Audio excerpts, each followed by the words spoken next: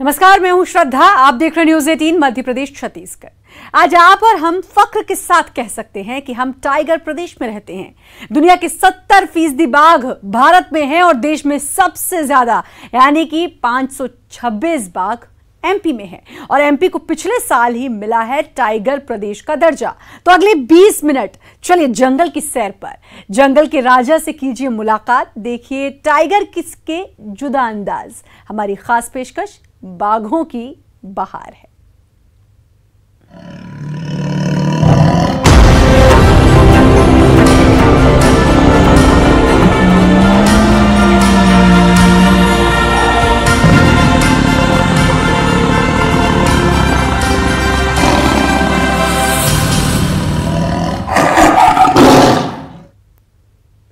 T3 बस नाम ही काफी है। उसकी दहाड़ के आगे तो अच्छों की बोलती बंद हो जाती है। बाघों की दुनिया की ये वो अनकही दास्तां है जहां T3 बाघ कहलाया पन्ना रिजर्व टाइगर का पितामह। वो पन्ना टाइगर रिजर्व जहां बाघों की तादाद 0 पर पहुंच गई थी, लेकिन इस रिजर्व टाइगर को T3 बाघ ने गुलजार किया, जिसने 2 बाघिनों को शिकार करना भी सिखाया। 16 बरस का ये बाघ अब बूढ़ा हो गया है, लेकिन उसकी धमक अब भी बरकरार है। आप भी देखिए कैसे T3 की 4 पीढ़ियां कर रही हैं राज।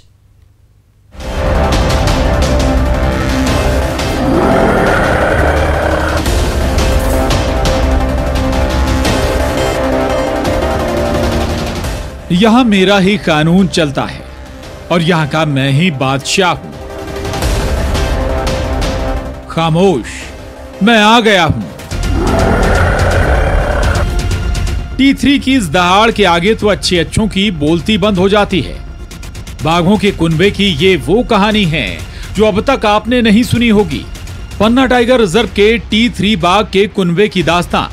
ये T3 बाघ है जिसे नाम मिला है father of Panna tiger reserve, जिसकी 5 रानियां हैं और 50 बच्चे।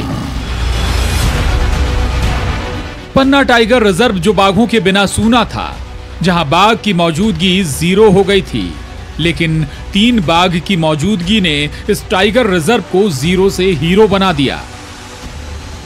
बाघ पुनर्स्थापना 2009 में की गई थी। T1 और T2 पहले लाए थे। इसमें विशेष रूप से T3 जब यहाँ पे आया था और उसका मूवमेंट यहाँ से उसने मूव किया था। पन्ना में बाघों की तादाद 0 हो गई थी। प्रबंधन के माथे पर चिंता की लकीरें खिंच गई थीं। आखिर पन्ना टाइगर रिजर्व पर लगा ये दाग कैसे धोएं? तब बाघ पुनर्स्थापना योजना के तहत सिवनी के पेंच टाइगर रिजर्व से पन्ना लाया गया T3 बाघ, जिसकी आमद ने पन्ना टाइगर रिजर्व को बाघ बाघ कर दिया। उस वक्त T3 की उम्र थी 5 साल। इसी योजना के तहत प्रदेश के विभिन्न पार्कों से लाई गई थी 6 बाघिन, जहां मेल T3 ने इन बाघिनों के साथ मैटिंग की, जिससे 0 से यहां बाघों की तादाद 50 हो गई। मेल टाइगर की यहाँ प्रेजेंस परिलक्षित नहीं हो पा रही थी, तो T3 को मेल टाइगर लाया गया था और यहाँ रखने में इसकी अहम भूमिका निभाई गई थी। धीरे धीरे करके T3 का कुनबा बढ़ता गया और सैलानी भी इस कुनबे की एक झलक पाने के लिए बेताब हो गए। ऐसे ही T3 को पन्ना टाइगर रिजर्व का पितामह नहीं कहा जाता। T3 बाघ शिकार करने में माहिर है, जिसने अपनी रानियों यानी इन्हीं बाघिनों में से 2 बाघिनों को शिकार करना भी सिखाया। यह दुनिया का सबसे पहला प्रयोग होगा जब 2 अर्ध जंगली बाघिनें T4 और T5 सेमी वाइल्ड टाइग्रेस से पूर्ण वाइल्ड टाइग्रेस बनी। यानी T3 बाघ ने अपनी पूरी जिंदगी इस पन्ना टाइगर रिजर्व को नया जीवन दान देने में बिता दी। इसमें काफी कठिनाइयाँ आई थी, जिसको हमारे अधिकारियों कर्मचारियों तत्कालीन ने किया था और उसको वापस लाए थे, और जिससे T3 के कारण ही हमारा ये पूरा बाघ पुनर्स्थापना सफल रहा है। कहानी यहीं खत्म नहीं होती। कहते हैं एक पिता अपनी विरासत या कहें सल्तनत अपने बच्चों को सौंप देता है। ऐसा यहाँ भी हुआ। 5 साल का T3 अब बूढ़ा हो चुका है, जो 16 बरस का हो गया है, जो बाघ की औसतन उम्र से 2 साल ज्यादा है। T3 की उम्र अब उसका साथ नहीं देती उसने अब अपना साम्राज्य कम कर दिया है और अब उसके मेल शावक यानी उसके वयस्क होते बच्चों की धमक यहां सुनाई दे रही है। उम्र के इस पड़ाव में अब T3 की चौथी पीढ़ी इस जंगल में राज कर रही है। उम्र जरूर ज्यादा हो गई है, लेकिन T3 की धमक और सैलानियों के लिए ये पितामह आज भी बादशाही है। पन्ना से संजय तिवारी के साथ bureau report, news 18, Madhya Pradesh, Chhattisgarh. चलिए अब मुलाकात कीजिए मुन्ना से। सेल्फी का शौकीन बाघ मुन्ना, जिसकी कान्हा नेशनल पार्क से विदाई ने सैलानियों पर आमद पर असर डाल दिया है। दिसंबर 2019 मुन्ना कान्हा नेशनल पार्क से भोपाल के वन विहार भेज दिया गया। कोरोना काल में मुन्ना के दीदार पर वन विहार में भी रोक है, लेकिन वो भी दिन थे जब सिर्फ और सिर्फ बाघ मुन्ना को देखने कान्हा नेशनल पार्क में सैलानियों की कतार लगती थी। और एक और खासियत है मुन्ना के माथे पर CAT यानी कैट लिखा है। मुलाकात कीजिए मुन्ना से, जिसे कान्हा का पूरा जंगल शिद्दत से मिस करता है।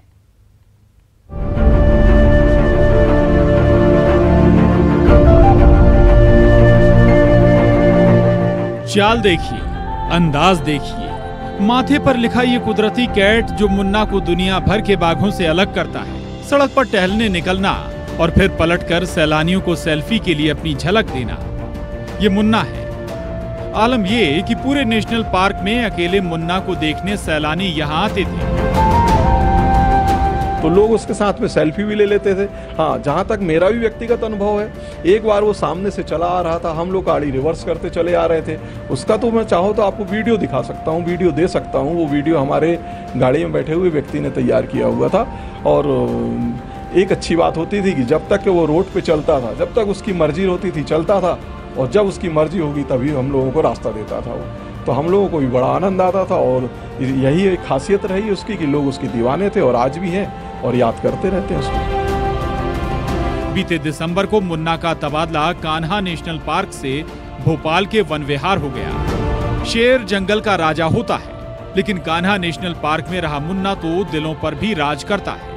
आपने कभी सुना है कि एक बाघ की विदाई पूरे नेशनल पार्क पर असर डाल जाए? मुन्ना की विदाई के साथ ऐसा ही हुआ। यहाँ तक कि नेशनल पार्क में सैलानियों की आमद पर भी असर पड़ गया। मुन्ना जब तक रहा है तो मुन्ना का और टूरिस्टों के साथ में एक अच्छा तालमेल हो गया था। मुन्ना जब भी लोगों को दिखता था तो ना मुन्ना को भय रहता था और ना टूरिस्टों को भय रहता था। और जब से वो यहाँ से गया हुआ है, हर आदमी, हर टूरिस्ट जो है वो मुन्ना को बहुत ज़्यादा मिस करता है। और अगर हम, जहाँ तक मेरी बात है, तो हम लोग आर्ट के फील्ड में काम कर रहे हैं। हमने लोगों आर्टिस्टों से बोला कि भाई मुन्ने की कुछ तस्वीरें बनाएं या कीरिंग बनाएं या मैग्नेट बनाएं। तो लोगों में इतनी दीवानगी है मुन्ना को लेते हुए कि वो उसको छवि के रूप में उसको ले जाकर और देखते हैं। और सबसे बड़ी जो बात है, कुदरत की जो खेल है, आपने बहुत से टाइगर देखे होंगे, लेकिन जो मुन्ना में बात थी उसमें सीधे सीधे उसके माथे पर लिखा हुआ है CAT कैट। देशी विदेशी सैलानी सिर्फ मुन्ना के दीदार के लिए यहाँ आते रहे हैं। मुन्ना के चाहने वालों की तादाद इतनी है कि इंटरनेट पर भी धूम मचा रखी है मुन्ना ने। ये सैलानियों की दुआओं और मोहब्बत का ही असर है कि आमतौर पर बाघ की उम्र 10 से 12 बरस देखी गई है, लेकिन 18 बरस की उम्र में भी मुन्ना स्वस्थ है। MP की उम्र दराज बाघों में से एक है मुन्ना। बढ़ती उम्र की वजह से ही मुन्ना को कान्हा नेशनल पार्क से भोपाल वन विहार भेजा गया। मुन्ना तो काफ़ी जो बोलते हैं कि एक ऐसा टाइगर था जो किसी से डरता नहीं था और सचमुच एक जंगल के राजा की तरह पर्यटकों के सामने कई बार वो दिखाई भी पड़ता था। लेकिन अभी जब से मुन्ना 2019 में यहाँ से वन विहार गया है, तब से अभी ऐसा कोई टाइगर नहीं मिला है। और पिछले बार काफ़ी बारिश भी होती रही थी, तो टाइगर साइटिंग भी उससे अफेक्टेड हुई है। चूँकि दिवाली, दशहरा और न्यू ईयर, हर मौके पर पिछले वर्ष काफ़ी बारिश होती रही है, तो टूरिज़्म सीज़न थोड़ा सा लल हुआ है। लेकिन इस बार कोविड के बाद मुझे लगता है कि टूरिज़्म फिर से पिकअप करेगा। तो नए जो बाघ हैं, जो अभी कान्हा टाइगर रिज़र्व में जो काफ़ी बाघों का आना जाना लगा रहता है, और नए जो बाघ हैं वो स्ट्रॉन्ग हो जाते हैं और डोमिनेंट हो जाते हैं, तो मुझे लगता है कहीं ना कहीं मुन्ना का स्थान कोई और बाघ ले जाए। कान्हा नेशनल पार्क में स्टाफ से लेकर सैलानियों तक हर दिन मुन्ना की याद होती है और जुबान पर सिर्फ एक ही बात कि बाघ हो तो ऐसा। मंडला में कृष्णा साहू के साथ bureau report, news 18, Madhya Pradesh, Chhattisgarh. और अब आपको उस टाइगर रिजर्व की सवारी करवाते हैं जिसने एमपी में अपने नाम का झंडा गाड़ दिया। उमरिया का बांधवगढ़ टाइगर रिजर्व, जहां की आबो हवा में बढ़ रही है बाघों की तादाद। 124 बाघों की संख्या के साथ जो पहुंच गया है पहले पायदान पर। बांधवगढ़ वन बन गया है बाघों का ब्रीडिंग सेंटर, जहां हिंदुस्तान के कई टाइगर रिजर्व बांधवगढ़ के बाघों से हो रहे हैं गुलजार।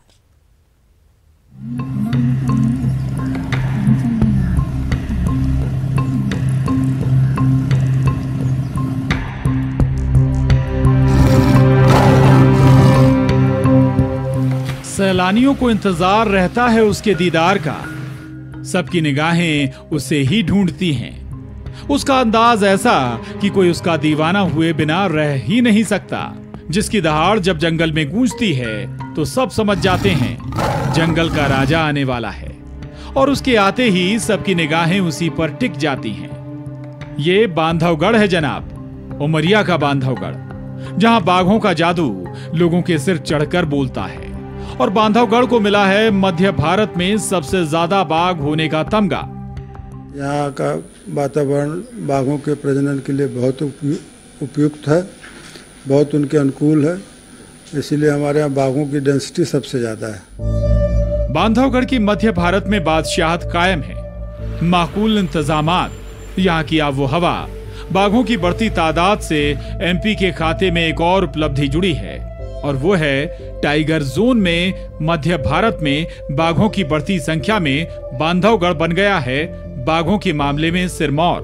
यहाँ से बाघों को सतपुड़ा भेजा गया, वन विहार भेजा गया, पन्ना भेजा गया, सतकुशिया भी भेजा गया था, मुकुंदपुर भी भेजा गया, संजय टाइगर रिजर्व भी भेजा गया। टाइगर एस्टिमेशन 2018 के आंकड़ों के एक मुश्त नतीजों ने मध्य प्रदेश को 13 साल बाद टाइगर स्टेट का दर्जा दिलाया। और इसी फहरिस्त में एक और उपलब्धि जो मध्य प्रदेश के खाते में जुड़ गई है। मध्य भारत में शामिल गुजरात, राजस्थान, अरुणाचल, मेघालय, छत्तीसगढ़, ओडिशा, महाराष्ट्र, तेलंगाना को एमपी ने पछाड़ दिया है। जहां टाइगर डे से पहले जारी आंकड़ों के मुताबिक मध्य भारत में सबसे ज्यादा 124 बाघ हैं। जहां पहले पायदान पर 124 नंबर के साथ बांधवगढ़ है, तो दूसरे नंबर पर है कान्हा टाइगर रिजर्व 108 बाघों के साथ। क्षेत्रों में जहां बाघों की जरूरत है उनके लिए उपयुक्त भूभाग है और उनके लिए वहां भोजन है, वहां आबाद होने के लिए बाघों को भेजा जा रहा है। बांधवगढ़ टाइगर रिजर्व एक ऐसा इकलौता टाइगर रिजर्व है जिसने बाघ पुनर्स्थापना योजना के तहत बीते 8 साल में तकरीबन 20 बाघ दूसरे टाइगर रिजर्व को भेजे हैं। बांधवगढ़ के बाघों से कई टाइगर रिजर्व गुलजार हैं, चाहे संजय टाइगर रिजर्व हो, सतपुड़ा, भोपाल का वन विहार, ओडिशा का सतेकोसिया अभ्यारण्य में बांधवगढ़ के बाघ देखने को मिल जाएंगे। बांधवगढ़ में अनुकूल वातावरण की वजह से ही बांधवगढ़ बाघों के ब्रीडिंग सेंटर के रूप में विकसित हुआ है। निश्चित रूप से बिल्कुल सही है कि बांधवगढ़ हमारा बाघों का ब्रीडिंग सेंटर है। यहाँ का वातावरण, यहाँ की जो पारिस्थितिक तंत्र है, यहाँ का जो भौगोलिक क्षेत्र है वो इनके बहुत अनुकूल है, और इसीलिए इनमें लगातार बढ़ोतरी होती जा रही है। लेकिन दिक्कतें भी कम नहीं हैं। जहां 1536 वर्ग किलोमीटर में फैले बांधवगढ़ में महज 694 वर्ग किलोमीटर बाघों के लिए है। बाकी का हिस्सा बफर जोन है, जहां इंसानों और बाघों के बीच संघर्ष और दूसरी ओर बाघों के बीच बढ़ती वर्चस्व की लड़ाइयों से असामयिक मौत से वन्यजीव प्रेमी को परेशानी में डाल दिया है। बीते 10 साल में बांधवगढ़ में 46 बाघों की मौत हुई है। बाघों का आपसी संघर्ष, टेरिटोरियल कम होने के कारण, टेरिटोरियल हर बाघ जो है टेरिटोरियल उसके सीमित दायरा रहता है। अगर उन बाघों की टेरिटोरियल अलग अलग नहीं बनेगी तो वो बाघ जो हैं आपस में भिड़ के लड़ते हैं और उन द्वंद्व में बाघों की मौत होती है, या गांव में वो घुस गए तो मानव दंड भी बढ़ता है। बांधवगढ़ बाघों से गुलजार तो है, लेकिन इस तमगे को बचाए रखना बाघ प्रबंधन के लिए भी एक चुनौती है। उमरिया से विजेंद्र तिवारी के साथ bureau report, news 18, Madhya Pradesh, Chhattisgarh. वक्त एक छोटे से ब्रेक का, जल्द हाजिर। ब्रेक के बाद एक बार फिर से आपका स्वागत है। व्हाइट मैजिक यानी सफेद शेरों का जादू पूरी दुनिया के सिर चढ़कर बोला। एमपी के रीवा ने ही दी है पूरी दुनिया को सफेद शेरों की सौगात। ये उसी व्हाइट टाइगर की कहानी है जो कहलाया सफेद शेरों का वंशज। रीवा के व्हाइट टाइगर मोहन की सुनिए दहाड़, जो अब इस दुनिया में नहीं है, लेकिन जंगल के शेरों की असली सुल्तान की दहाड़ पूरी दुनिया में आज भी सुनाई दे रही है।